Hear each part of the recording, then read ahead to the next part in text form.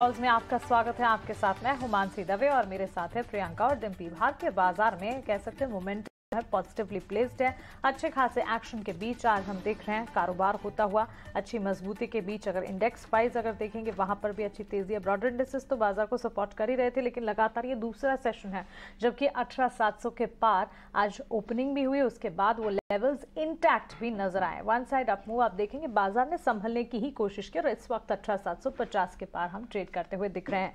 Bank Nifty हालांकि यहां से कमजोरी हाथ लगी है। सिलेक्टेड प्लेस अगर देखेंगे मिड कैप में काफी अच्छा परफॉर्म कर रहे हैं और हैवी वेट्स। आज सुबह ही हमने आपको कहा था कि बाजार में मूड मोमेंटम अंडरटोन बुलिश है, लेकिन ये बुलिश नजरिया अगर आगे भी बढ़ाकर रखना है तो हैवी वेट्स को भी सपोर्ट करना होगा। अपने प्रीवियस रेजिस्टेंस के ऊपर निफ्टी इस वक्त ट्रेड करता हुआ 18,700 के भी पार दिख रहा है और साथ ही अब 18,750, 18,800 नए अपसाइड रेजिस्टेंस के तौर पर उभर कर आ रहे हैं। कौन से हैं हैवी वेट्स जो कि बाजार को संभाल रहे हैं? आज सुबह से ही हम देख रहे हैं टाटा कंज्यूमर, रिलायंस, ये दोनों स्टॉक्स में अच्छी खासी मजबूती है। कंजम्पशन थीम HUL में भी अच्छा एक्शन देखने को मिला है।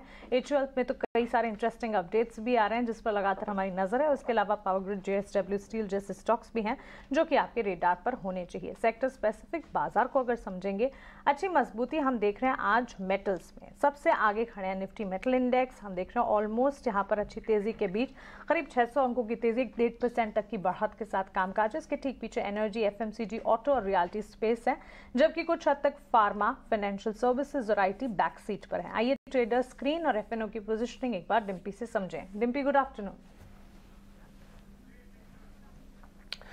Good afternoon Mansi. अगर आप देखें FMC के मिनट्स का इंतज़ार होगा अभी, क्योंकि हमने अभी तक ऑल टाइम हाई टेस्ट नहीं किया, तो इसलिए एक हर्डल ये भी है कि ये हमारे पक्ष में रहता है, विपक्ष में रहता है।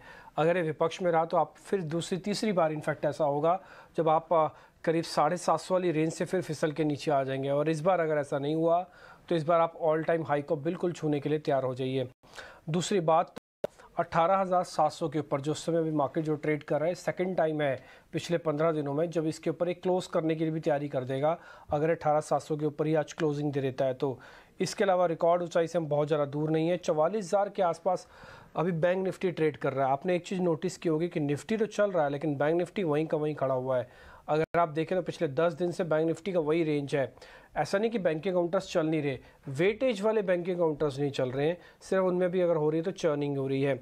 आगे आते हैं, इंडिया विक्स एक आपको और चीज़ बताता है कि कोई भी जब बड़ी पॉलिसी आनी है या फिर बड़ा कोई इवेंट हो रहा है, फियर कितना मार्केट के अंदर, तो फियर तो काफ़ी कम है।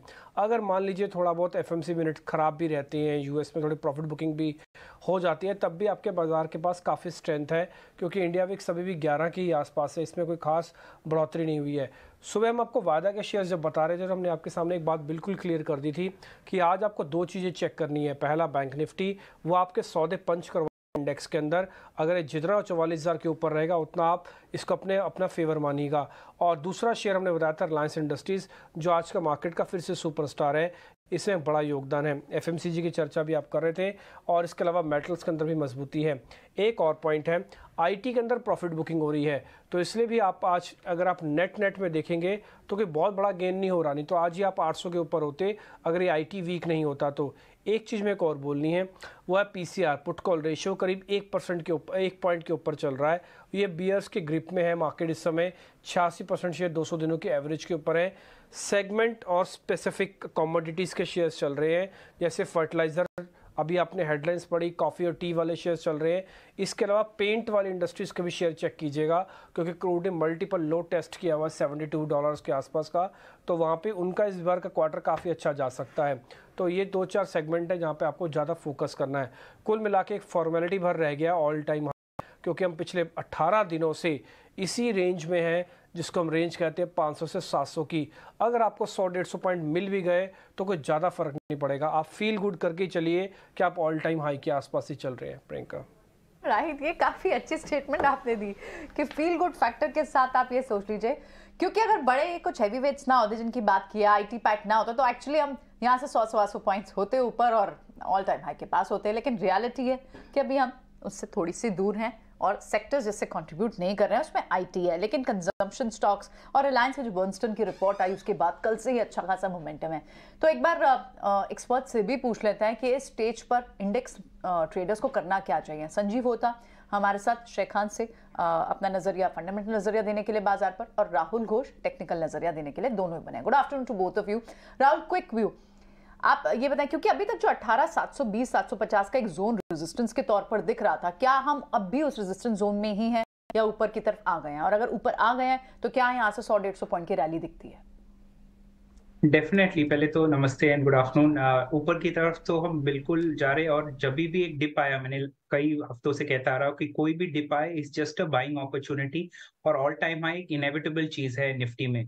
आप आज का भी ओपन इंटरेस्ट डेटा देखिए या कल का भी ओपन इंटरेस्ट डेटा देखेंगे तो 18,700, 800, और आज तो मंथली एक्सपायरी की 18,900 की पुट भी राइट होना शुरू हो गए हैं। तो 18,800 और 18,900 तो इन द मनी पुट्स हैं जो मंथली एक्सपायरी जून के लिए राइट होना शुरू हो गए हैं, जो एक्सट्रीम बुलिशनेस की सिग्नल है, जो हमें ये इशारा करता है कि अगले एक हफ्ते या 10 दिन में Nifty all time high cross कर सकता है। दूसरा, बैंक निफ्टी में तो कंप्लीटली ऑपोजिट पिक्चर है, क्योंकि बैंक निफ्टी 43,700 को अगर तोड़ता है नीचे के साइड में तो एक head and shoulder pattern confirm हो जाता है नीचे के साइड में, जो एक बेरिश पैटर्न माना जाता है। तो 43,700 एक बहुत ही क्रूशियल लेवल है, वॉच करना है। अगर एक बेरिश उसके नीचे होता है तो ट्रेंड नेगेटिव हो सकता है बैंक निफ्टी में, और ऊपर की तरफ 44,550 अगर क्रॉस कर देता है, दैट आई रिपीट 44,550 अगर क्रॉस कर देता है तो ये जो बेरिश पैटर्न है ये नेगेट हो जाएगा और bank Nifty next leg rally का स्टार्ट शुरू कर दे। तो चलिए, ये तो हुआ एक स्ट्रैटेजिक कॉल हमारे टेक्निकल एनालिस्ट की तरफ से। हमारे साथ हमारे टेक्निकल पैनल पर सुदीप भी है। गुड आफ्टरनून सुदीप, आपसे भी आपकी स्ट्रैटेजी, आपके कॉल्स पूछेंगे, लेकिन इस बीच संजीव होता से एक फंडामेंटल आउटलुक का जो सेक्टर काफ़ी अच्छी अपमूव, अच्छा साइकिल दिखा रहा है, उस पर जान लेते हैं। संजीव, गुड आफ्टरनून, शुक्रिया अपना समय देने के लिए, हमारे साथ जुड़ने के लिए। और रियल एस्टेट सेक्टर की मैं बात कर रही हूँ। हमने देखा करीब एक दशक तक का डाउन ट्रेंड देखने के बाद रियल एस्टेट सेक्टर में अब जो अपमूव दिखना शुरू हुआ है, कोविड के टाइम्स के बाद से जो अपमूव दिखा है, अब साइकिल की तरफ बढ़ चुका है सेक्टर। कई सारे फैक्टर्स हैं, रिकॉर्ड प्री सेल्स हैं, साथ ही FY24 से काफ़ी स्ट्रॉन्ग एक्सपेक्टेशंस हैं। एक तरह से इंटरेस्ट रेट को लेकर जिस तरह के सिनेरियोज थे वो भी छूटे हुए नजर आ रहे हैं। अब यहाँ पर पॉजिंग इंटरेस्ट रेट है जो कि स्पेस के लिए काफ़ी अच्छा साबित हो सकता है। बैलेंस शीट और कैश फ्लोज भी काफ़ी अच्छे हैं। सिर्फ और सिर्फ एक चीज़ है, एक्सपेंसिव वैल्यूएशंस। अगर इनको साइड में रखें तो इसके अलावा रियल एस्टेट के लिए अप साइकिल यहाँ से और ज़्यादा मजबूत होती दिखेगी। Good afternoon. आपने मोस्टली सब पॉइंट्स कवर कर लिए हैं, बट यहाँ पे आप जो बात कर रहे हैं कि valuation is still very on the premium side, वो मैं बात से थोड़ा डिफर करूंगा। प्रॉब्लम क्या हुआ है कि रियल एस्टेट का जो वैल्यूएशन करते हैं वो फ्यूचर जितने प्रोजेक्ट्स आते हैं उसको डिस्काउंट करके NAV निकाला जाता है, उस पर वैल्यू दिया जाता है। अगर देखेंगे from May 2022 when the rate cycle start happening, discounting rate ऊपर चला गया था, उसकी वजह से NAV का जो वैल्यू था वो कम हो गया था। Now we are at the fag end of the rate hike cycle, और already RBI has taken a pause अगर इंडिया की बात करें तो, और by early 2024 the rate cut cycle will start happening. तो ये जो डिस्काउंटिंग रेट है दैट विल गो डाउन, तो NAV को ऐसे ही एक मिल जाएगा यहाँ से 30-40% का अपसाइड, जो कि अभी हाई डिस्काउंटिंग में चल रहे हैं। सेकेंड थिंग है कि आप देखें कि ये लास्ट 1 ईयर में डिस्पाइट इतना ज़्यादा इन्फ्लेशन था इंडिया में, लेकिन जो रजिस्ट्रेशन नंबर्स थे मुंबई हो या अक्रॉस इंडिया हो वो नहीं कम हुआ था, वहाँ पे मोमेंटम बना हुआ है। तो मुझे लग रहा है कि एक दशक का जो आपने बोला कि ये अंडर परफॉर्मेंस था रियल एस्टेट में, this is just a start of the next up cycle, और मुझे लग रहा है कम से कम यहाँ से 3-4 साल तक ये अप साइकिल बना रहेगा। ठीक है, आप ये कह रहे हैं कि सिक्लिक होता है, 4 साल तक अप साइकिल बना रहेगा। रियल एस्टेट के काउंटर्स रुक रुक के हम भी आपके सामने हमेशा बताते रहे हैं कि जब भी मौका मिले आप इन शेयर्स के साथ उतर के सामने आ सकते हैं। एक दो चीज़ें और पता कर लेते हैं और फटाफट से ट्रेडिंग कॉल्स भी कंप्लीट कर लेते हैं। दीप, आपसे शुरू करें। गुड आफ्टरनून, पहले आप अपनी जरा ट्रेडिंग कॉल्स बताइए, फिर करेंगे चर्चा आगे।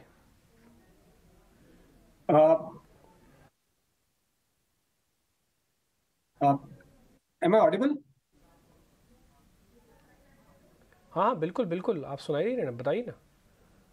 हाँ, मार्केट मुझे लग रहा है कि अब फिलहाल अभी जो हिसाब से मिड कैप फेवर कर रहा है मार्केट में, मुझे लग रहा है कि अभी 2 स्टॉक्स जो बहुत अच्छे यहाँ पे वेल प्लेस्ड है to move another 5-7% on the upside, उसमें पहला नाम है क्यूमिंस। हमने देखा है कि क्यूमिंस का जो मूव आया है, जो 1730 के ऊपर क्यूमिंस सस्टेन कर रहा है, तो अब इसमें एक नया लेग ऑफ द रैली आ रहा है। Weekly, daily, monthly chart pattern के हिसाब से एक ब्रेकआउट मोड पे है।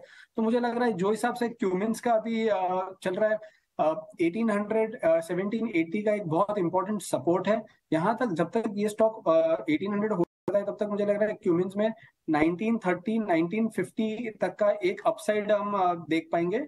दूसरा स्टॉक है पॉलीकैब।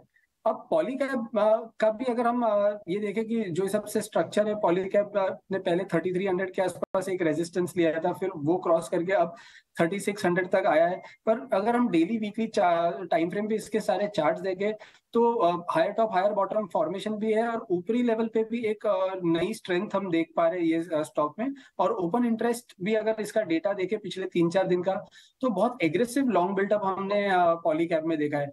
तो मुझे लग रहा है 3510 के स्टॉप लॉस से अगर हम पॉलीकैब ले, तो यहाँ पे हम 3730 3750 तक के टारगेट्स आने वाले कुछ 2 सत्र में हम देख पाएंगे। ठीक है, पॉलीकैब ये कुछ आपकी रिकमेंडेशन है।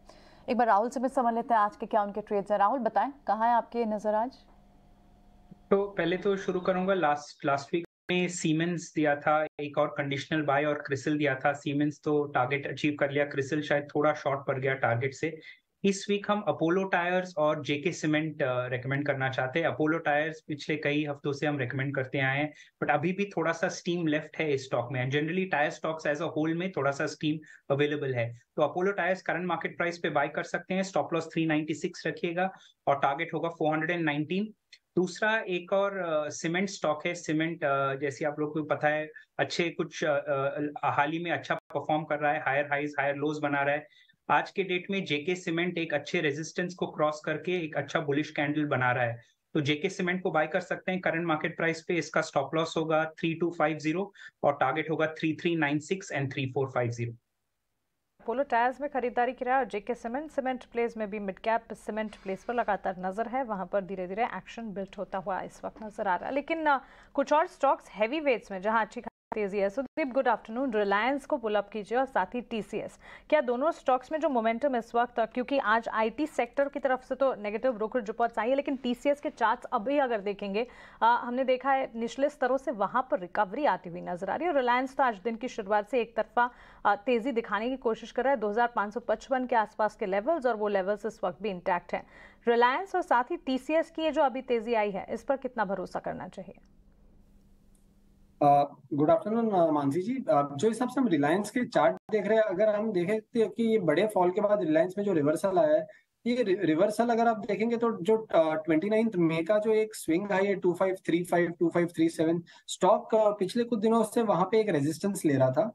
बट आज का जो मूव है स्टॉक ने, वो जो स्विंग रेजिस्टेंस है उसको भी क्रॉस कर दिया, और वॉल्यूम के साथ हम इसमें एक अपमूव देख रहे हैं। तो मुझे लग रहा है कि आने वाले दिनों में इवन इफ बैंक निफ्टी थोड़ा साइडवेज हो जाए या फिर आईटी परफॉर्म ना करे, हम रिलायंस से ये उम्मीद रख सकते हैं कि वो मार्केट की रैली को एक बार लीड करे। और जैसे डिम्पी जी ने शो के स्टार्टिंग में ये कहा कि हमें ये मान के चलना ही चाहिए कि ये ऑलमोस्ट एक नया ऑल टाइम हाई है। तो ये भले आज आईटी नहीं चल रहा है, बट हम जो रिलायंस का जो ये मूव है, वो बहुत ज्यादा पॉजिटिव सेंटीमेंट दे रहा है कि एटलीस्ट नाउ रिलायंस ने अपनी चाल चलना चालू की। और मुझे लग रहा है यहाँ से रिलायंस में 2700 भी आ जाए तो मुझे डाउट नहीं है। मुझे लग रहा है कि कोई भी डिप पे लेना चाहिए रिलायंस। जो मूविंग, अगर आज हम पिछले 3-4 दिन का डेटा भी देखें तो 200 डीएमए के ऊपर अब तो स्टॉक सस्टेन भी कर रहा है, प्लस एट द मनी की पुट राइटिंग बहुत हो रही है। तो that is giving me confidence कि एक अच्छा सपोर्ट बन रहा है, एक अच्छा बेस बन रहा है। और 2500 के स्टॉप लॉस के साथ मुझे लग रहा है यहाँ पे 2630 और 2650 के लेवल्स आएंगे। और अगर टीसीएस की बात करें तो टीसीएस आईटी स्टॉक्स में भी एक हल्का फुल्का एक तो बाउंस बैक आया है आज। फिर भी अगर आप देखो ना, तो उसको 200 डीएमए के ऊपर टीसीएस सस्टेन का हो नहीं रहा है। जो 3270 के आसपास का जोन है, पिछले 2-3 दिन से भी वहां पे सेलिंग प्रेशर आ रहा है। और ओवरऑल अगर हम वीकली और डेली और वीकली चार्ट देखें तो भी बहुत ज्यादा पॉजिटिविटी नहीं लग रही है मुझे ये सारे आईटी स्टॉक्स से, एक्सेप्ट 2-3 मिड कैप स्टॉक्स। तो मुझे लग रहा है कि टीसीएस से थोड़ा फिलहाल दूर रहना चाहिए जब तक स्टॉक 3300 के नीचे। एक बार 3300 के ऊपर सस्टेन करना चालू करे तो हम एक मोमेंटम में इसमें बाय कर सकते हैं, बट जब तक ये 3300 के नीचे है तब तक टीसीएस और बाकी दूसरे आईटी स्टॉक से भी मुझे लग रहा है थोड़ा दूर रहना चाहिए जब तक ये एक ब्रेकआउट ना दे दे। ओके, ठीक है। एक अहम खबर आपको हम स्टेनलेस स्टील से जुड़ी लेके आएंगे। इसमें एक ड्यूटी की खबर आ सकती है, तो थोड़ी देर में आपके सामने वो खबर भी होगी। लेकिन संजीव, मेरे को ना 2 शेयर आपसे पता करना है जो थोड़ा लीक से हट कर हैं। पहला है पेटीएम। आप 1 मिनट के लिए पेटीएम और जोमेटो को ना आमने सामने लगाना एक ही विंडो में, और कोशिश कर लेना कि आज के ही चार्ट दिखें। पेटीएम के अंदर काफ़ी अच्छी स्ट्रेंथ देखने को मिल रही है, बाकायदा डेज हाई पे भी जा रहा है ये। और इसमें रिपोर्ट भी आई थी, 850 का टारगेट है। मेरे को याद है कुछ दिन पहले की जेफरीज की शायद रिपोर्ट थी, ये 850 तो बहुत आ गया। दूसरा है जरा जोमेटो, ये इसके अंदर भी कुछ चेंजेस हुए थे, ब्लॉक्स वगैरह लगे थे, उसका तो 77-78 हो गया था, लेकिन आज ये शेयर 5% नीचे बाकायदा डेज हाई पे है। ये दोनों नई जनरेशन के स्टॉक हैं, नई कंपनियां हैं, दोनों को पनिशमेंट अपने अपने लिहाज से मिली हुई है। आपका ट्रस्ट किस पे ज़्यादा है, पेटीएम पे, जोमेटो पे? ये बात मैं जानता हूँ कि दोनों के बिजनेस अलग अलग हैं, बट मेरे को तो पैसा बनाना है, मैं पेटीएम से बनाऊंगा कि जोमेटो से? जी, दोनों स्टॉक कवरेज में नहीं है, ये डिस्क्लेमर देना चाहूंगा, but to discuss this stock मुझे लग रहा है कि अगर किसी को रिस्क में बेट लेना है तो पेटीएम एक बेटर चॉइस रहेगा, क्योंकि वहाँ पे जो चीज़ें बदल रही हैं और जो रिकवरी आ रही है अक्रॉस द बिजनेसेस और जो विजिबिलिटी बढ़ रही है, मुझे लग रहा है Paytm better bet from the current level. Zomato में बहुत सारे मूविंग पार्ट्स हैं और जो management changes, exit top management का हो रहा है, और जिस तरह से ऑन ग्राउंड ओएनडीसी भी अभी लॉन्च हुआ है, तो जोमेटो में मेरा इतना कन्विक्शन है नहीं। तो अगर किसी को बैट लेना है विद रिस्क तो मुझे लगता है Paytm is a better choice. ठीक है, पेटीएम आप कह रहे हैं कि बेटर चॉइस है, हालांकि आपकी कवरेज में नहीं है, लेकिन हाँ, क्योंकि दोनों ही अपनी अपनी सेगमेंट की एक नीश प्लेयर हैं। जोमेटो का भी आपको मिलेगा नहीं प्लेयर कोई भी, स्विगी वो नॉन लिस्टेड है, पेटीएम का कोई खास बड़ा प्लेयर और लिस्टेड नहीं है। तो ठीक है, मार्केट में कंपटीशन हो सकता है, लेकिन लिस्टेड प्लेयर्स के तौर पर दोनों अपने अपने नीश सेगमेंट में ज़्यादा फ़ायदा पेटीएम के अंदर मिलने के चांसेस हैं, इसलिए दोनों के चार्ट्स हमने एक साथ आपकी स्क्रीन पर लेके आए हैं। आज आगे बढ़ते हैं। अब एक शेयर में को राहुल जी से पता करना है। राहुल जी, आप एक शेयर चेक करना जरा, वी मार्ट। इस शेयर का जो डाउन चैनल था उसका ब्रेकआउट हो गया सर? अगर ये हो गया है तो इसको प्लस करना शुरू करें या फिर अभी आज थोड़ा रुकें? वी मार्ट, और ये दोपहर के बाद मेरे को लग रहा है कि इसके अंदर वॉल्यूम जो बना है ये ज़्यादा इंटरेस्टिंग है। तो बिल्कुल सही कहा आपने। डेली चार्ट पे अगर आप नोटिस करेंगे ना, एक डाउनवर्ड ट्रेंडिंग चैनल से इसका ब्रेकआउट हुआ है आज डेली पे, बट वीकली चार्ट पे आप नोटिस करेंगे अभी भी ये ब्रेकआउट नहीं हुआ है। दूसरा और स्लाइटली इंपॉर्टेंट बात यह है कि जो डेली चार्ट पे ब्रेकआउट हुआ है एक डाउनवर्ड ट्रेंडिंग चैनल से, वो अभी भी 20 डे ईएमआई को क्रॉस नहीं कर पाया ये स्टॉक।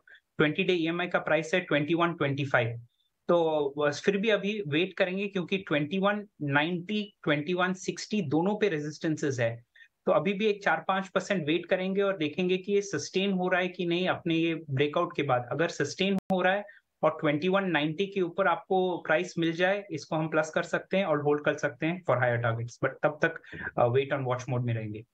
ठीक है, ऑलराइट, थोड़ा सा वेट एंड वॉच आप वी मार्ट पे करना चाहेंगे, लेकिन आज मेटल पैक तो खैर चाइना की वजह से, चाइना में जो रेट कट और स्टिमुलस की भी बात हो रही है वहाँ पर, उन सब के चलते एक अच्छी एंटिसिपेशन में अच्छी मूव है मेटल काउंटर्स में। लेकिन घरेलू स्टील कंपनियों के लिए भी एक खबर प्रकाश लेकर आए। स्टेनलेस स्टील कंपनियों को राहत दे सकती है सरकार, और चीन के स्टेनलेस स्टील पर शायद को ड्यूटी लग सकती है। एक बार प्रकाश से समझ लेते हैं। प्रकाश, बताएं पूरी खबर क्या है।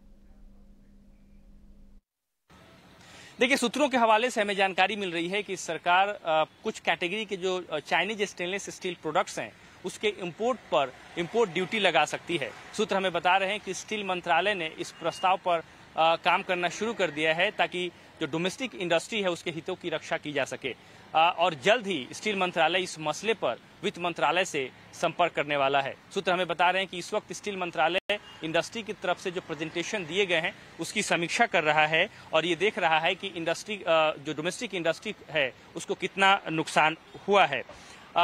जैसा कि आपको पता है कि स्टेनलेस स्टील इंडस्ट्री ने पहले ही इस मसले पर वित्त मंत्रालय और स्टील मंत्रालय से संपर्क किया है और ये कहा है कि जो चाइना की तरफ से कुछ कैटेगरी में जो भारी डंपिंग हो रही है उसकी वजह से डोमेस्टिक इंडस्ट्री को काफ़ी नुकसान हो रहा है। कुछ मामलों में जो प्रोडक्ट की कीमतें हैं वो रॉ मटेरियल प्राइसेस से भी कम है। ऐसे में सरकार को इस मसले पर तुरंत दखल देना चाहिए। अगर आप उन डेटा पर नजर डालें जो कि इंडस्ट्री ने सौंपे हैं, उसके हिसाब से एक तरफ जहां 2020 में जो चाइना की तरफ से इंपोर्ट किया जा रहा था इंडियन मार्केट में, वो उसका आंकड़ा जस्ट 5.5% था, वो 2022 में बढ़कर करीब 33% हो गया। उसी तरीके से DGTR का इन्वेस्टिगेशन भी ये कहता है कि 2021 में जब से काउंटर व्हीलिंग ड्यूटी जो है खत्म किया गया है, उसके बाद से चाइना की तरफ से जो इंपोर्ट्स है उसमें करीब 44% की बढ़ोतरी जो है वो देखने को मिली है। लिहाजा इन सारे तथ्यों को मद्देनजर रखते हुए सरकार अब इस बात पर विचार कर रही है कि डोमेस्टिक इंडस्ट्री के हितों को ध्यान में रखते हुए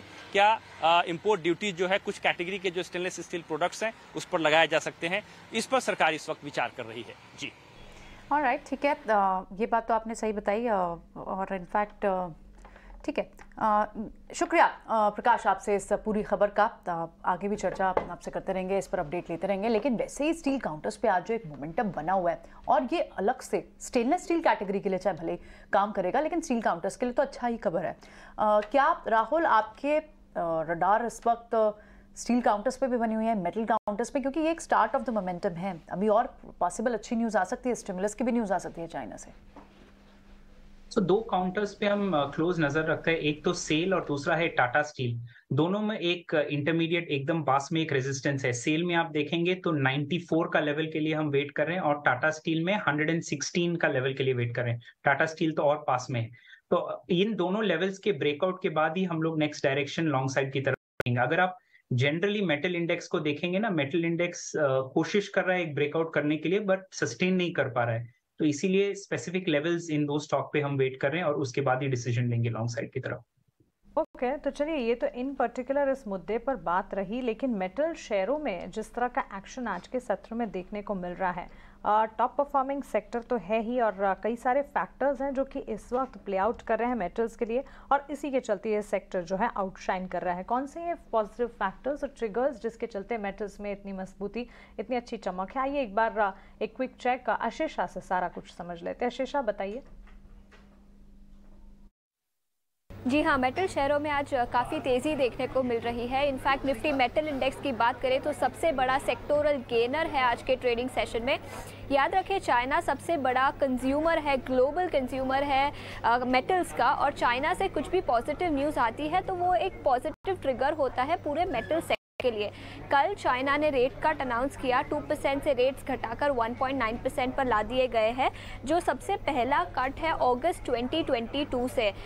इकोनॉमी को बूस्ट करने के लिए ये स्टेप लिया गया है चाइनीज़ गवर्नमेंट के द्वारा। रियल एस्टेट सेक्टर को बूस्ट करेगा ये स्टेप, जिसके चलते इंफ्रास्ट्रक्चर डिमांड बढ़ेगी और मेटल कंपनीज के लिए रेट कट और इकोनॉमी को बूस्ट करने के कोई भी स्टेप्स पॉजिटिव होते हैं, जिसके चलते मेटल शेयरों में आज तेज़ी देखने को मिल रही है।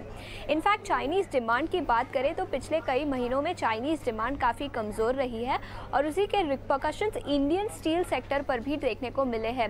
चाइनीज़ डिमांड काफ़ी कमज़ोर है, जिसके चलते एक्सपोर्ट्स बढ़ गए हैं चाइनीज़ कंपनीज़ के और इंडिया में इंपोर्ट्स भी बढ़ गए हैं, जिसके चलते इंडियन स्टील प्राइसेस काफ़ी कमज़ोर देखने को मिल रहे हैं पिछले कई महीनों में। ईयर टू डेट बात करें तो निफ्टी 50 में हमने 3% की तेज़ी देखी है, लेकिन निफ्टी मेटल इंडेक्स 10% से गिरा है ईयर टू डेट बेसिस पर।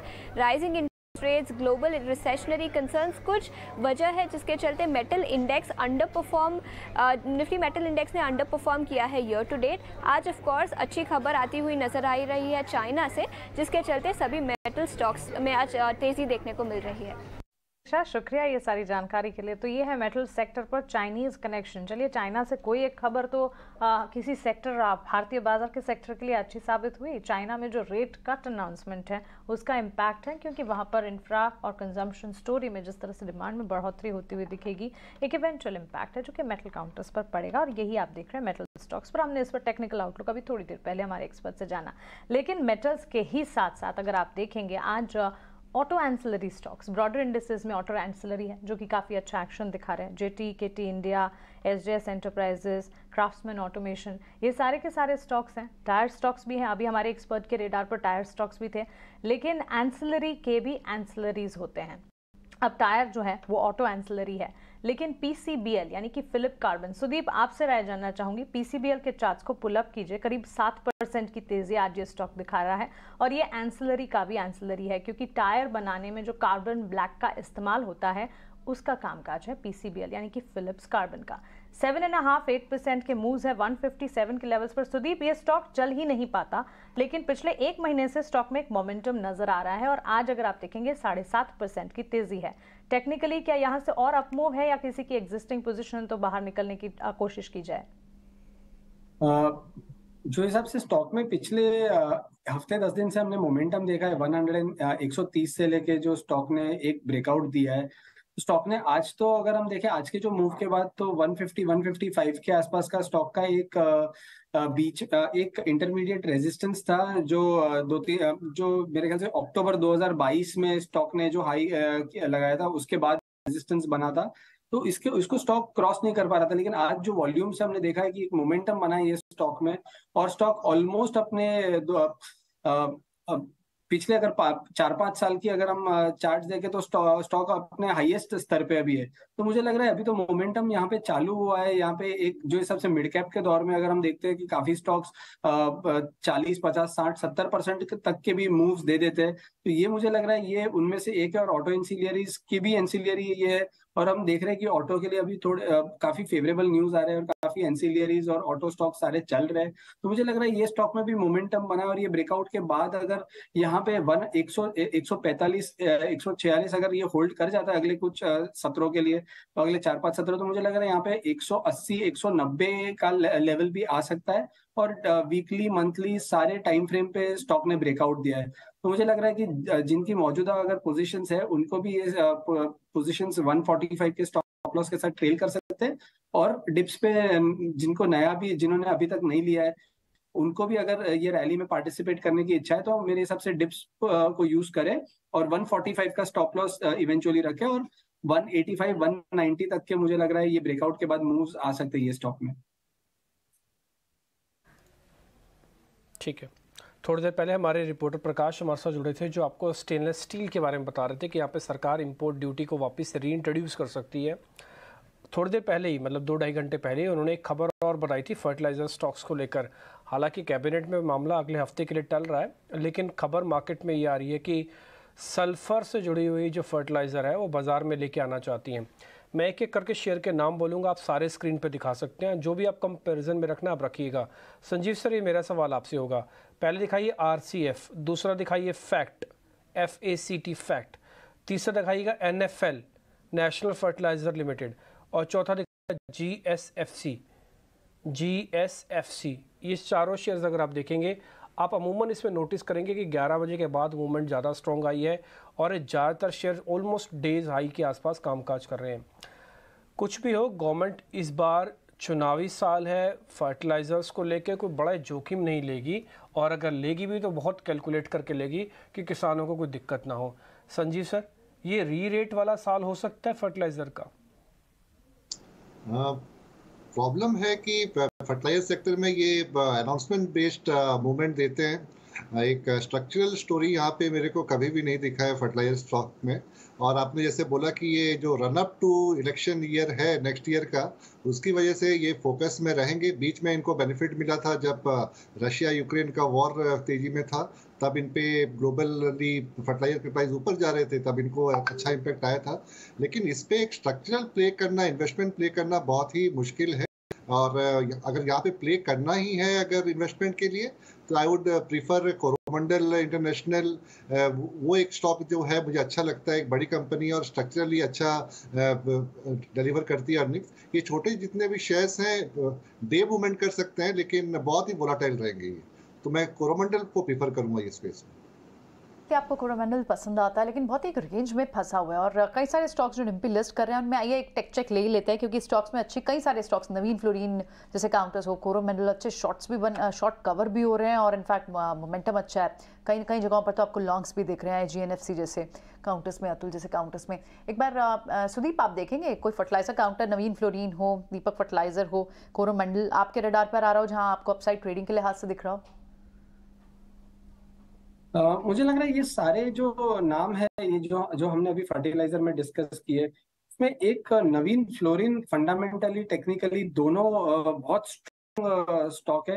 बिकॉज अगर हम देखें कि वीकली चार्ट्स पे एक बहुत अच्छे लेवल से स्टॉक ने सपोर्ट लिया है 4500 4480 के लेवल से, और स्टॉक ओवरऑल अगर हम देखें तो एक अपर ट्रेजेक्टरी पे, हालांकि पिछले कुछ महीनों से कंसोलिडेट कर रहा है, पर बहुत बड़ा फॉल स्टॉक में नहीं आया। तो मुझे लग रहा है अगर एक थोड़ा कंसोलिडेशन के बाद अगर ये सारी न्यूज जो फेवरेबल एक एक करके आना चालू होगी, और एक तो अभी बारिश का सीजन भी आ रहा है, तो फर्टिलाइजर के लिए जनरली ये पीरियड बहुत ज्यादा पॉजिटिव होता है। तो मुझे लग रहा है यहाँ पे अगर अगर किसी को एक टेक्नो फंडा पर्सपेक्टिव से भी हमें अगर एक पिक लेना है तो Navin Fluorine has to be the stock. और स्टॉक अगर पिछले 4-5 महीने से देखें तो 200 DMA के नीचे डिसाइसिवली क्लोज नहीं दे पा रहा है। 3 दिन पहले भी हमने देखा कि 4400 के आसपास स्टॉक ने एक डिप किया था, 4380 के आसपास एग्जैक्टली 200 DMA से स्टॉक ने एक पुल बैक दिया है। तो इस बार भी मुझे लग रहा है यहाँ से 4600 के लेवल से अगर हम देखें तो ये स्टॉक 4900 तक आ सकता है, और इसके लिए मुझे लग रहा है 4530 के एक स्टॉप लॉस के साथ हम ट्रेल कर सकते हैं ये पोजीशंस, और डिप्स पे भी जिनके पास पोजीशन नहीं है वो डिप्स यूज करके ले सकते हैं स्टॉक में, और 4530 का एक स्टॉप लॉस रखें। 1530 का स्टॉप लॉस लगाएं। 4800 तक के टारगेट्स भी नवीन फ्लोरिन में। सीजनलिटी फैक्टर, बारिश की सीजन, फर्टिलाइजर प्लेस जो है वो वापस फोकस में आते हुए इस वक्त नजर आ रहे हैं। लेकिन चलिए अब 3 बज गए हैं, खबर गर्म है, सेगमेंट का रुख करते हैं। गौतम,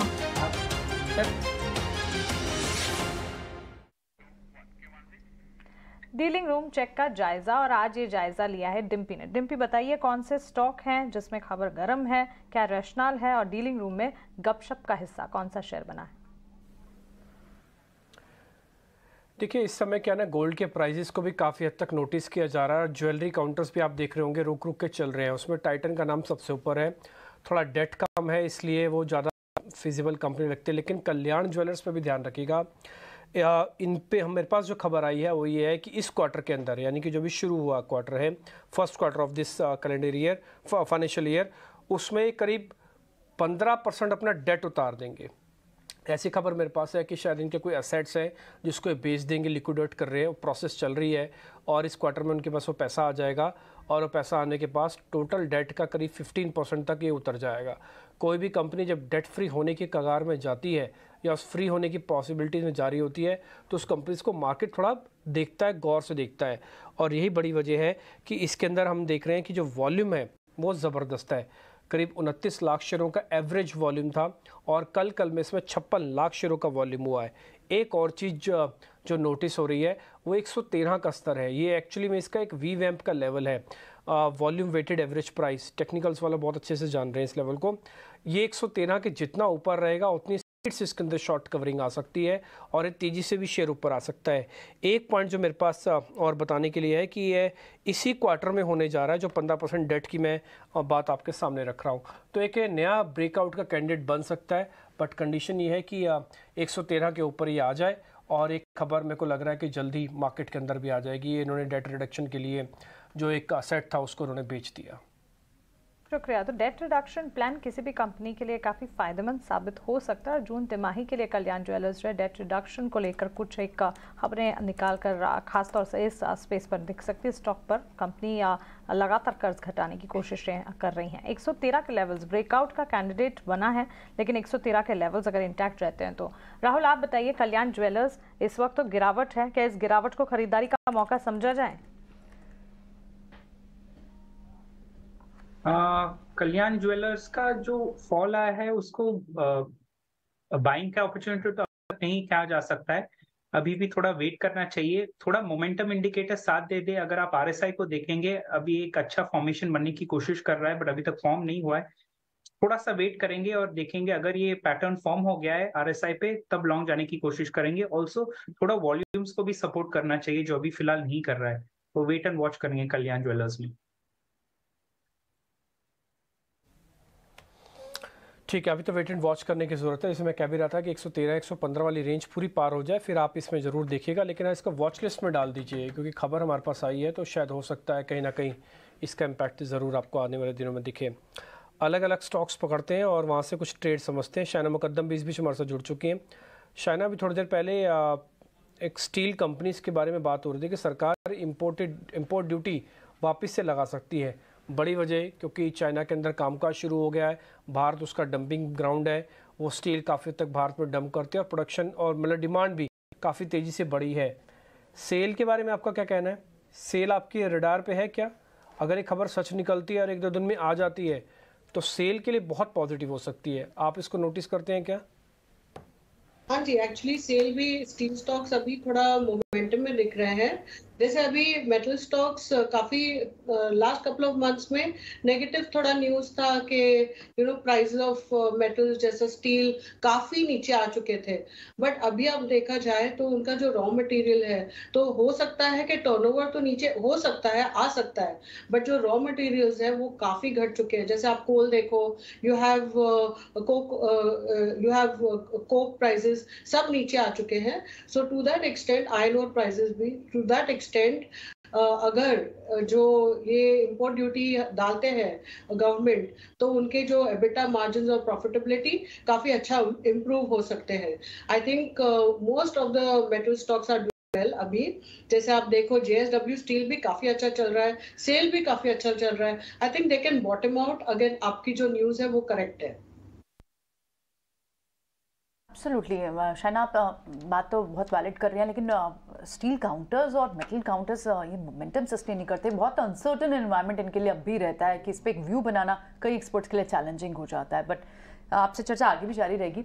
इस वक्त रियल एस्टेट स्टॉक्स में भी अच्छी खासी मूव है और ये इंटरेस्ट रेट्स बेनिफिशियल है। इंटरेस्ट रेट में पॉज आता है, पॉज तो है यहाँ, रेट कट आता है फर्दर, तो ये स्पेस तभी से चल रहा है जब से आपको लग रहा है कि इन्फ्लेशन पीक आउट हुआ, लेकिन फर्दर किन वजह से और तेजी बढ़ सकती है, क्या और कुछ कारण है?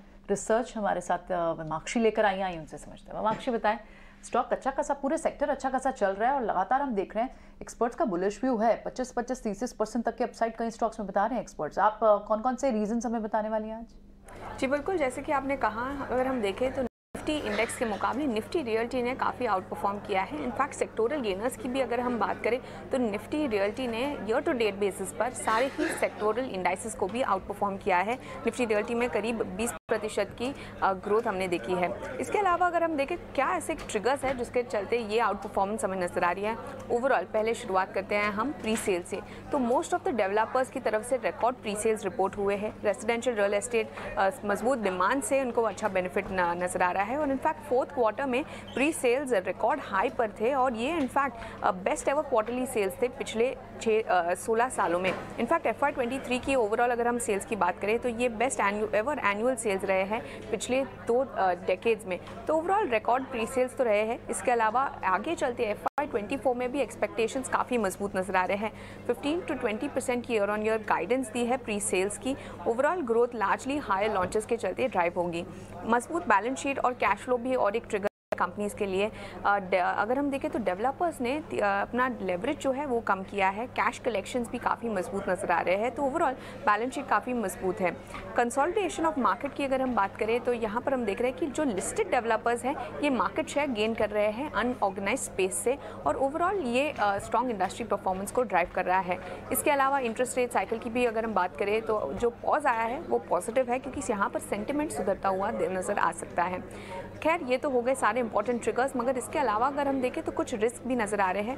वैल्यूएशंस की अगर हम बात करें तो पहले हमने देखा था कि काफ़ी अच्छी रैली देखने मिली है सारे रियल्टी काउंटर्स में और जो वैल्यूएशंस है काफ़ी सारे रियल एस्टेट स्टॉक्स के लिए वो 7 to 11 टाइम्स इम्प्लाइड EBITDA पर है FY24 के प्री सेल्स पर। और ये अगर हम वैल्यूएशन देखें तो वो higher end past trading range के ऊपर है।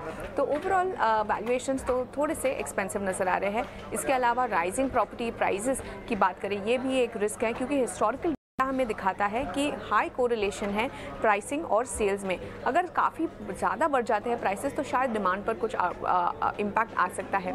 इसके अलावा कलेक्शंस काफ़ी अच्छे रहे हैं मगर आगे चलते अगर थोड़ा सा डिले आता है शेड्यूल में तो फिर यहाँ पर भी एक चैलेंज रह सकता है रियल एस्टेट काउंटर्स के लिए। तो ऑल इन ऑल ये थे सारे इंपॉर्टेंट ट्रिगर्स और चैलेंजेस रियल एस्टेट काउंटर्स के लिए और इसी के चलते निफ्टी रियल्टी पर ज़रूर नजर बनाए रखेगा।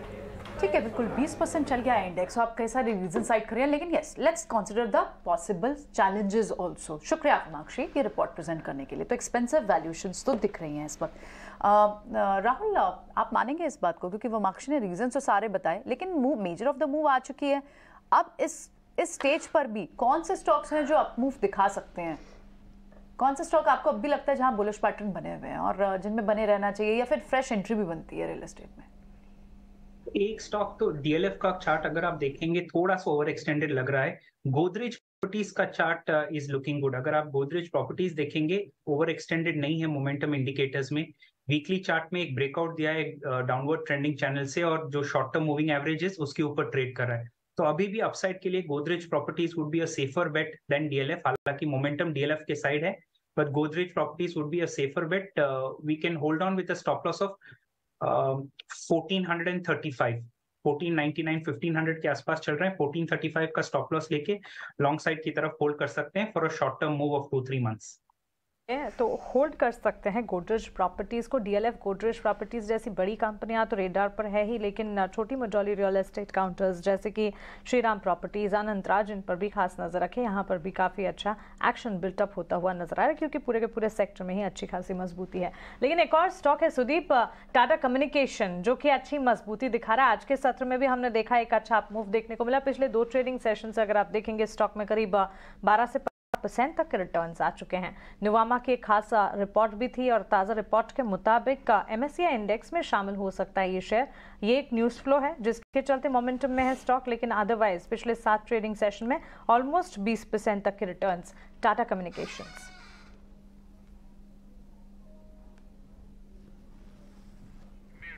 Sudeep, please unmute yourself.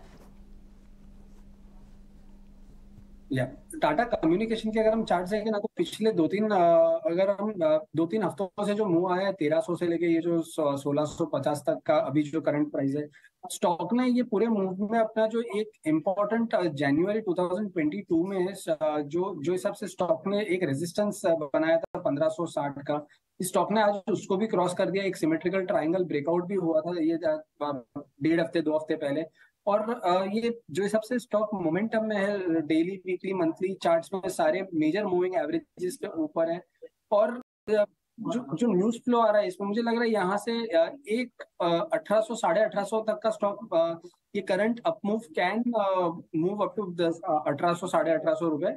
पर मुझे लग रहा है कि एक 1600 के करीब का एक डिप आएगा, वो डिप में बाय करना चाहिए। बिकॉज आज भी हम देखें तो ऊपरी स्तर से इतने बड़े मूव के बाद, 3 दिन के बड़े मूव के बाद आज ऊपरी स्तर से थोड़ा सेलिंग प्रेशर है। तो ओवरऑल चार्ट का स्ट्रक्चर अच्छा है। अपसाइड मुझे लग रहा है 1850 तक इंटैक्ट है, पर 1600 के आसपास का एक डिप आए तब यहाँ पे एंट्री करनी चाहिए। And 1560 will be the stop loss, और 1800 1850 के टारगेट आ सकती है स्टॉक, मुझे लग रहा है ऊपरी स्तर में। ठीक है, एक और शेयर है रेन इंडस्ट्रीज। राहुल, जरा आप रेन इंडस्ट्रीज को चेक करना, ये शेयर ठीक लग रहा है आपको? इसको बीटीएसटी पोजिशनली होल्ड कर सकते हैं? बीटीएसटी तो बिल्कुल होल्ड कर सकते हैं। It's looking like a good candidate. Positionally अभी भी स्ट्रक्चर ठीक से नहीं बना है बीटीएसटी में। 2 कारण की वजह से कह रहा हूँ कि आज एक कप एंड हैंडल जो बहुत ही पॉपुलर टेक्निकल पैटर्न है उससे ब्रेकआउट हो रहा है, और डेज हाई के करीब करीब क्लोज हो रहा है। मार्केट बंद होने में 15-20 मिनट ही बचा है, और डेज हाई पे अभी भी है। तो बीटीएसटी का बेटर कैंडिडेट होगा। ऑल्सो अगर स्टॉक थोड़ा भी करेक्ट होता है तो एक स्टॉप लॉस 156 का एक स्टॉप लॉस रख के होल्ड कर सकते हैं। तो BTST and about a weeks नजरिया आप रख सकते हैं, और लॉन्ग साइड की तरफ रेन इंडस्ट्रीज को अक्यूमुलेट कर सकते हैं 1 हफ्ते छोटे नजरिए के लिए।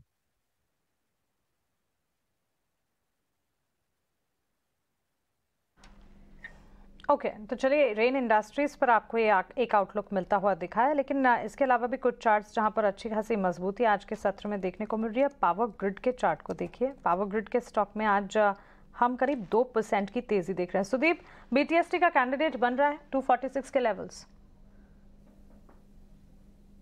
पावर ग्रिड का अगर हम चार्ट देखें तो बीटीएसटी का तो कैंडिडेट बन ही रहा है, बिकॉज पिछले 3-4 दिन का जो एक कंसोलिडेशन था 242 और 244 के बीच का, ये 4 दिन से स्टॉक उसी रेंज में 3 दिन से ट्रेड कर रहा है, और आज ये पूरी रेंज के ऊपर स्टॉक ने ब्रेकआउट दे दिया है। तो मुझे लग रहा है मोमेंटम स्टॉक के साथ है, और बीटीएसटी का तो कैंडिडेट बन ही रहा है। और मुझे लग रहा है यहाँ पे 242 जब तक होल्ड करता है तब तक स्टॉक 251 253 तक जा सकता है।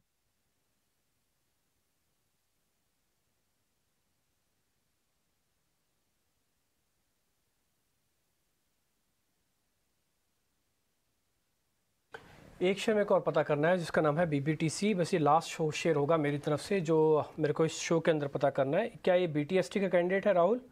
बॉम्बे बर्मा के नाम से कंपनी है, कोड है BBTC। Comparatively rain better candidate लग रहा है BTST के लिए। हालांकि ये स्टॉक भी एक अच्छा पॉजिटिव कैंडल बना रहा है, बट BTST के लिए तो हम नहीं, सॉरी, डेली पे पॉजिटिव कैंडल नहीं बना रहा है। डेली एक्चुअली सप्लाई जोन के अंदर आके आज क्लोज हुआ है। मैं वीकली कैंडल देख रहा था, तो BTST के लिए तो डेफिनेटली BBTC नहीं लेंगे।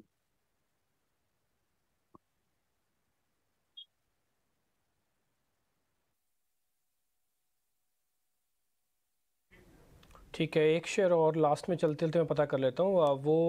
वो शेयर होगा मेरे लिस्ट में इंडिया मार्ट का। शायना, इंडिया मार्ट पर आपका टेक क्या है? इंडिया मार्ट एक्चुअली उनका अच्छा परफॉर्मेंस है सब ऑन ऑल पैरामीटर्स, और मेरे हिसाब से even for the shorter to medium term ये स्टॉक अच्छा लग रहा है।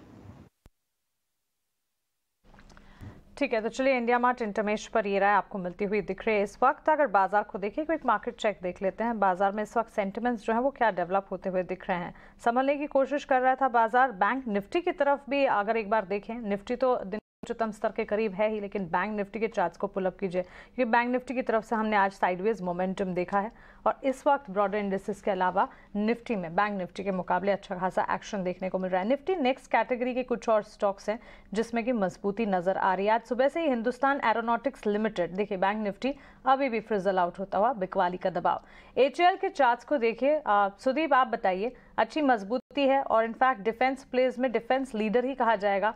आज तेजी के साथ सुबह से ही ट्रेड करा। सुबह भी इसे हमने टच बेस किया था, इस वक्त भी अगर आप देखें 2-2.25% की तेजी।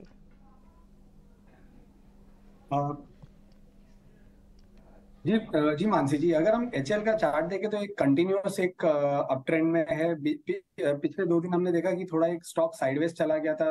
3600 3630 का एक जो इंपॉर्टेंट सपोर्ट जोन अब बन रहा था, स्टॉक ने वहीं पे इसको एक सपोर्ट लिया और मुझे लग रहा है फिर से आज वापस स्टॉक में एक बुलिशनेस आ गई है। डिफेंस स्टॉक, सारे डिफेंस स्टॉक में हम देख रहे हैं, फिर BEL देखे, HAL देखे, सब में एक अच्छा मोमेंटम बना हुआ है। तो मुझे लग रहा है फिलहाल ये स्टॉक्स के साथ मोमेंटम है और जब तक ये 3630 होल्ड करता है ये स्टॉक, तब तक ये रैली को राइड करना चाहिए और अगला रेजिस्टेंस मुझे लग रहा है 3850 3900 के करीब आना चाहिए, जो पुराने हाई के भी ऊपर है। तो जो 3 सत्र पहले जो हाई बने थे, स्टॉक उसको क्रॉस करके मुझे लग रहा है ओवरशूट कर जाएगा ऊपर की तरफ और ये लेवल से भी एक बाय करके 3630 के स्टॉप लॉस के साथ बाय करके चलते हैं। आप HL पे यहाँ पे HL पे आप यहाँ एक व्यू दे रहे हैं, लेकिन इस वक्त जो मार्केट्स में हम निफ्टी पर जो लेवल देख रहे हैं वो 17760 है। राहुल, कौन से ऐसे लेवल्स होंगे जिसे आप वॉच आउट भी करना चाहेंगे, जिससे फर्दर पुश मिलेगा? क्योंकि बात ये भी हो रही है कि 18770 के ऊपर ही अगर क्लोजिंग होती है तो आपको बुलिश भी होगा, नहीं तो शायद थोड़ा साइडवेज या फिर फ्रिजल आउट हो सकता है मार्केट। एक बार फिर से एक इंडेक्स पे एक वॉच देंगे दोबारा? डेफिनेटली, तो इंडेक्स पे हमारा व्यू बुलिश ही है। जैसे मैंने शो के शुरुआत में भी कहा कि 18,700 के पुट्स 18,800 और आज अगर आप नोटिस करेंगे 18,900 के भी जून एक्सपायरी के पुट्स राइट किए जा रहे हैं, जिसका मतलब people are expecting prices to go above 18,900, जो कि ऑल टाइम हाई ऑलरेडी पार कर चुका होगा। Only chink in the armour, जैसे मैंने कहा कि बैंक निफ्टी का वो हेड एंड शोल्डर पैटर्न है जो 43,700 के नीचे मटेरियलाइज होता है। अगर वो 43,700 के नीचे बैंक निफ्टी का एक अच्छा बेरिश कैंडल नहीं बनता है, तो लाइक आई सेड नेक्स्ट एक हफ्ते में आपको निफ्टी का ऑल टाइम हाई बिल्कुल दिख जाएगा।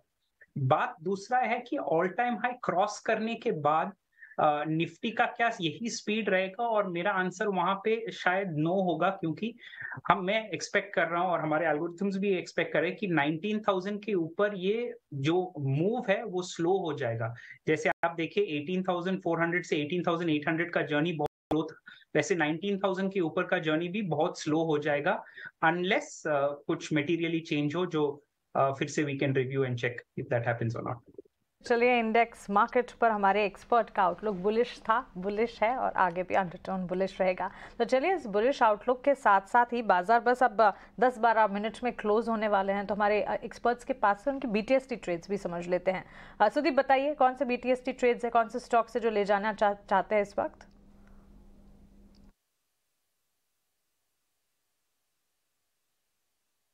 Unmute yourself. मानसी जी, मेरी पसंद रहेगी BTST के लिए ग्रासिम। हमने देखा पिछले कुछ सत्रों में सीमेंट स्टॉक्स में एक अच्छा मोमेंटम बना हुआ है, और ये आज हम जो ग्रासिम में मूवमेंट देख रहे हैं स्टॉक ने पिछले 3 दिन से higher top higher bottom formation तो कर ही रहा था, बट अगर हम 8 जून की कैंडल देखें जो पिछले गुरुवार की थी, जहां पे स्टॉक 4% सेलिंग प्रेशर देखा था, आज स्टॉक ने वो कंप्लीट एब्जॉर्ब कर दिया है और ऑलमोस्ट एक पिछले 6 महीने के हाईएस्ट लेवल पे स्टॉक आ चुका है।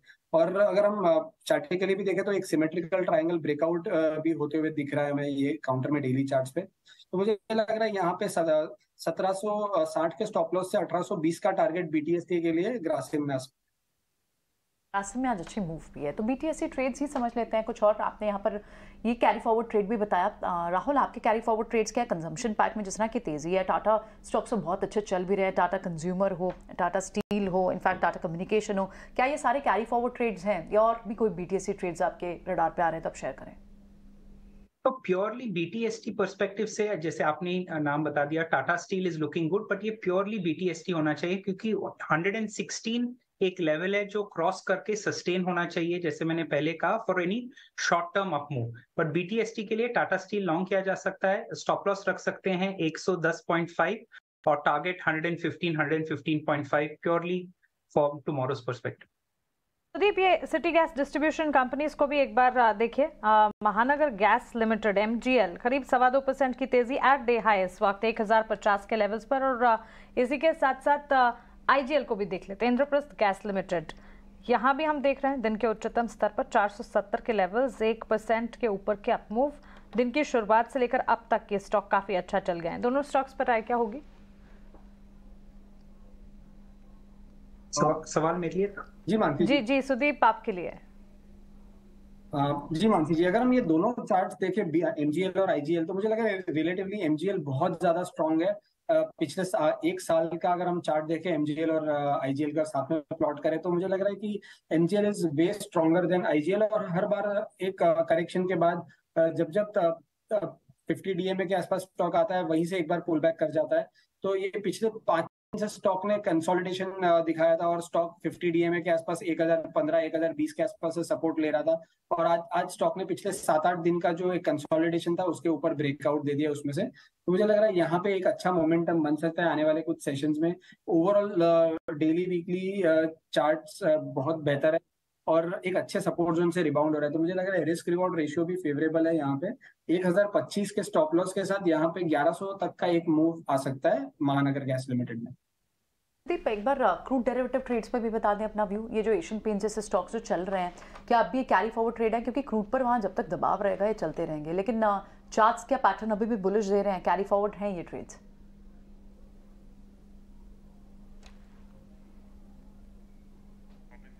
Sudeep, this question is for you.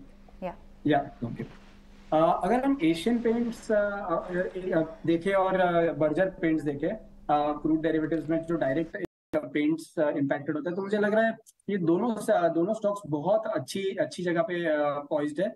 और यहाँ पे मुझे लग रहा है पेंट्स के जो चार्ट्स अगर हम देखें तो पिछले ऑलमोस्ट 6 महीने के 8 महीने के उच्च स्तर पे बर्जर पेंट्स है जो सितंबर 2022 के बाद के लेवल पे अभी हाईएस्ट है। तो एक अच्छा ब्रेकआउट भी है यहाँ पे, काउंटर्स में मोमेंटम में भी है मुझे लग रहा है, और मिड कैप भी अभी फ्लेवर में है। तो मुझे लग रहा है यहाँ पे दोनों stocks are poised to move 7-8% higher, और बर्जर पेंट में एक अच्छा सपोर्ट बैठता है 645 पे, और एशियन पेंट्स पे 3200 का।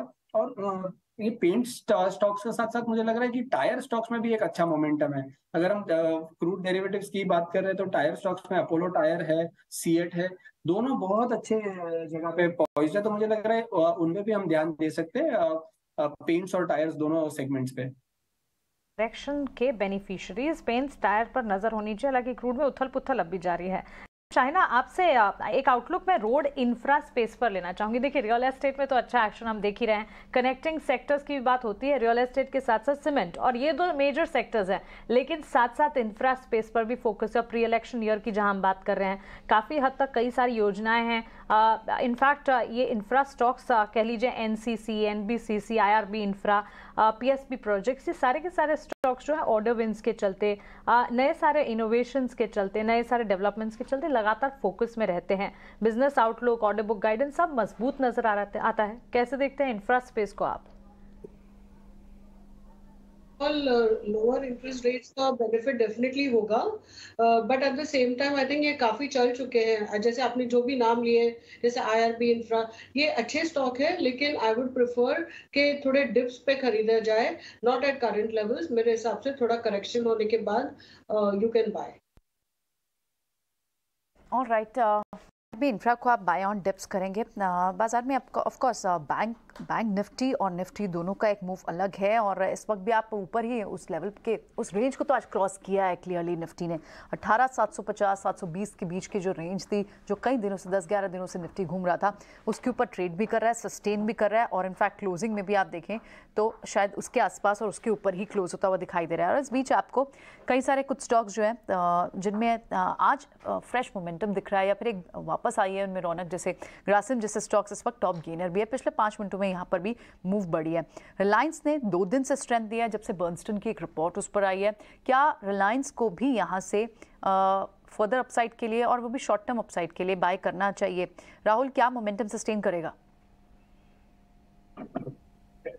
रिलायंस तो अभी यही सजेस्ट कर रहा है कि मोमेंटम सस्टेन करना चाहिए, क्योंकि कॉन्स्टेंटली सपोर्ट ले रहा है शॉर्ट टर्म मूविंग एवरेजेस पे, और एक हेल्थी अपवर्ड ट्रेंडिंग चैनल में ट्रेड कर रहा है। तो चार्ट्स पे तो ऐसा कोई एविडेंस नहीं है। जस्ट एक छोटा पॉइंट मैं कहना चाहूँ कि ये जो अपवर्ड मूव आया है कल और आज, वो एक अच्छे वॉल्यूम्स पे नहीं आया है। सिर्फ वही एक सोचने वाली बात है, but from chart structure definitely hold कर सकते हैं।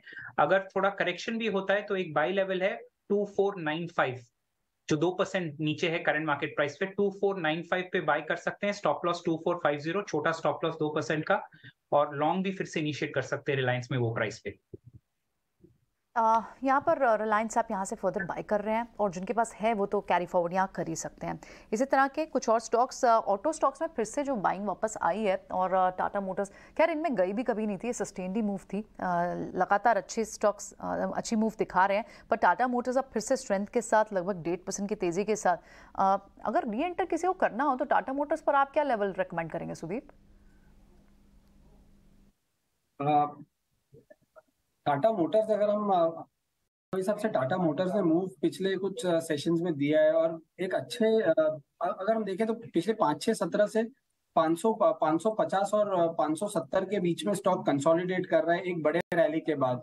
तो मुझे लग रहा है यहाँ पे 572 के ऊपर एक फ्लैग ब्रेकआउट भी आ जाएगा, और यहाँ पे और जो सबसे मोमेंटम है ये टाटा मोटर्स डीवीआर दोनों के साथ, मुझे लग रहा है यहाँ पे 555 के स्टॉप लॉस से मौजूदा लेवल पे, या फिर 572 को क्रॉस भी करके हम बाई करें तो भी ओवरऑल स्टॉप लॉस 555 रहेगा, और अपसाइड मुझे लग रहा है 605-610 तक जा सकता है, और ये स्टॉक एक नए ट्रेजेक्टरी में आ जाएगा अभी। तो बाय ऑन डिप्स की रणनीति रखनी चाहिए, 555 का स्टॉप लॉस। ठीक है, ऑलराइट, तो टाटा मोटर्स पर ये सवाल रहा। और इसी तरह से जो दूसरे काउंटर्स हैं, आज कहीं लॉन्ग बिल्टअप आपको अच्छा खासा दिख रहा है जीएनएफसी जैसे काउंटर्स में। इनफैक्ट रेन में आपको 5-5.5% की मूव दिख रही है। स्पेशलिटी केमिकल का भी इसमें ट्रिगर है, और रेन में तो थोड़ा सा सीमेंट का भी ट्रिगर रहता है। रेन इंडस्ट्रीज को भी हमने डिस्कस भी किया था, उस पर तो बाय रिकमेंडेशन थी। जीएनएफसी जैसे काउंटर, नवीन फ्लोरिन केमिकल और फर्टिलाइजर के कुछ सिलेक्टिव काउंटर में भी अच्छी खासी मूव और शॉर्ट कवरिंग का मूव आउट है। आज दिन भर में किस तरह का एक्शन रहा, सेक्टर स्पेसिफिक, कौन से स्टॉक से आज पार्टिसिपेशन आई, लीडरशिप कहाँ से आई, और कौन से सेक्टर्स लगाट थे, ये सारा डिटेल्ड हमारे साथ मानसी लेकर जुड़ी हैं, उनसे बात करते हैं। अच्छा ट्रेंड, अच्छा मोमेंटम बाजार में आज भी देखने को मिला। हालांकि बैंक निफ्टी की तरफ से परफॉर्मेंस नहीं देख पाए हम निफ्टी के मुकाबले। बैंक निफ्टी इनफैक्ट 100 अंकों की गिरावट के साथ इस वक्त ट्रेड क्लोज कर रहा है, लेकिन निफ्टी के लिए अब इंपॉर्टेंट लेवल्स जो हैं, रेजिस्टेंस लेवल्स जो हैं, वो बदलना शुरू हो चुके हैं। कहाँ हम 18,500 की बात कर रहे थे, उसके बाद 18,600 भी क्रॉस किया, 18,700 तक क्रॉस किया, और अब बात 18,750 और 18,800 के 18,750 के लेवल्स के पास तो इस वक्त क्लोज भी हम कर रहे हैं। तो रेजिस्टेंस नए जो है वो 18,750 से लेकर 18,800 के इस वक्त निफ्टी में क्लियरली नजर आ रहे हैं। मिड कैप ब्रॉडर इंडेक्सेस में लगातार अच्छा खासा एक्शन, अच्छा खासा मोमेंटम ये दिख रहा है स्टॉक स्पेसिफिक मूव्स के तौर पर। Mid cap real estate, mid cap banking, in fact IT space में हम देख रहे हैं आज एक नेगेटिव ब्रोकरेज रिपोर्ट थी, लेकिन मिड कैप आईटी में फिर भी हम स्लो एंड इवेंचुअल इंपैक्ट तो जरूर देख ही रहे हैं। और रियल एस्टेट स्पेस में तो चाहे मिड कैप हो या स्मॉल कैप हो, अब साइकिल के तौर पर काफी अच्छा एक्शन दिन भर नजर आया है, काफी अच्छी मजबूती, चाहे फिर heavy weights like DLF, Godrej Properties हो या फिर छोटी मझौली कंपनियां जैसे कि Shriram Properties, Prestige Estate, Macrotech, Lodha Developers, ये सारे के सारे स्टॉक्स में अच्छा खासा एक्शन, अच्छी मूवमेंट के साथ इस वक्त ट्रेड हम देख रहे हैं। सेक्टर स्पेसिफिक बाजार की चाल को अगर देखेंगे, आज मेटल्स में आउटशाइन देखने को मिला, क्लियर कट रीजंस भी थे, मेटल सेक्टर में ट्रिगर्स भी हमने आपके सामने रखे। और आपको बता दें कि ये आउटशाइन जो है चाइना बैक था, क्योंकि रेट कट जो चाइना में अनाउंस होते हुए दिखे उसका एक इम्पैक्ट आता हुआ दिखा बिगेस्ट कंज्यूमर ऑफ मेटल, और इसी के साथ हमने देखा इवेंचुअल इम्पैक्ट भारतीय बाजार पर।